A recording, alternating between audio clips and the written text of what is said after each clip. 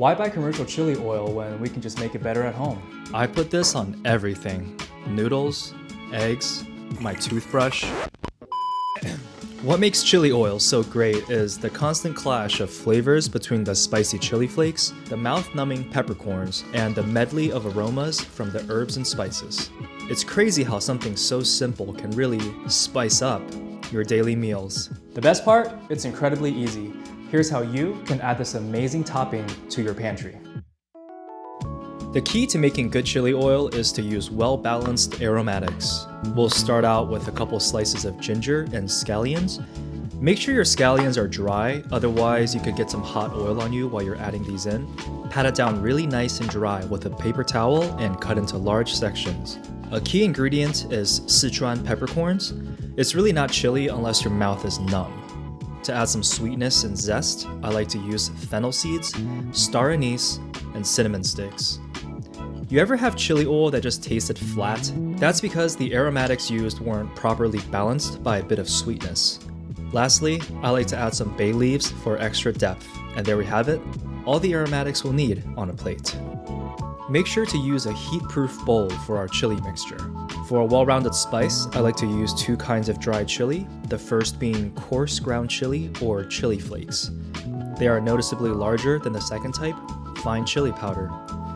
I don't think the origins of the chili really matter, just pick some that fit the level of spiciness you'd like your chili oil. For reference, the chili flakes I'm using is called Facing Heaven Pepper, and the powder is from Korea.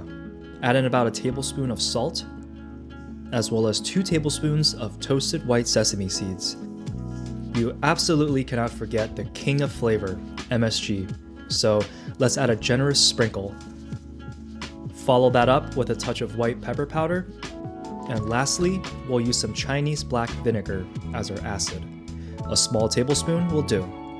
Once we have all the ingredients assembled, we'll give this a very thorough mix to homogenize the symphony of flavors. The vinegar can possibly accumulate into small blobs of chili, so try to break these apart. Once mixed, set it aside, and let's prepare the oil. In a small pot, add about 2 cups of a good neutral oil. Now, the amount varies based on how much oil you like in your chili oil. Some people really like a lot of oil up top, but personally, I find the chilies that sit under the oil to have much more flavor, so I typically use less oil than the traditional 2-to-1 ratio of oil to chili. Play around with your ratios and see what works best for you. Add in the plate of aromatics we prepped earlier and let this simmer on low heat for about 20 minutes. We want the temperature low so it gives the spices a chance to release their flavors before they burn. Once the scallions start to turn brown, which is going to be about 20 minutes, make sure the oil is about 350 degrees Fahrenheit.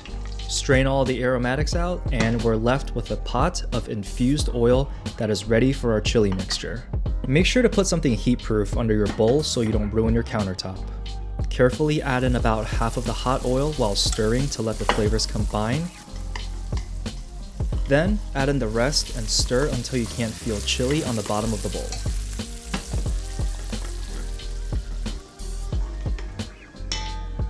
Let it sit until fully cool, then we can safely add this to our container of choice. I like to use mason jars or just repurpose an old pickle jar. The smart way to do this would be to use a funnel, but my kitchen wasn't as well stocked as I thought it was going to be, so don't be like me and spend 10 minutes slowly spooning this into a jar. And that's it. Super easy, so it'll be a short video for you guys today. If you enjoyed this video, please consider liking and subscribing. Hopefully it was entertaining and maybe even learned something. Thanks for tuning in, and I'll see you next time.